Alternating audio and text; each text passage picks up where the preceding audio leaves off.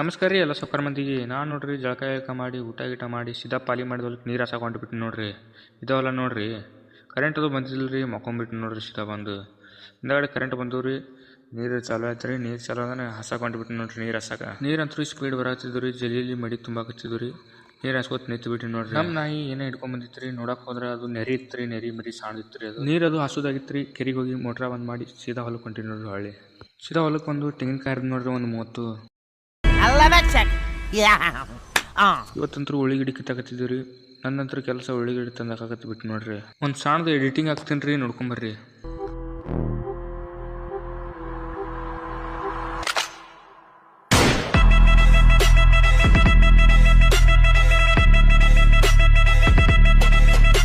ಉಳ್ಳಿಗಿಡಿ ಅಂತೂ ವಿಡಿಯೋದಾಗ ನೋಡ್ರಿ, ಹಿಂಗೈತೆ ನೋಡ್ರಿ. ಮತ್ತೆ ಸಿಗುಮ್ರಿ ನೆಕ್ಸ್ಟ್ ವ್ಲಾಗ್ದಾಗ.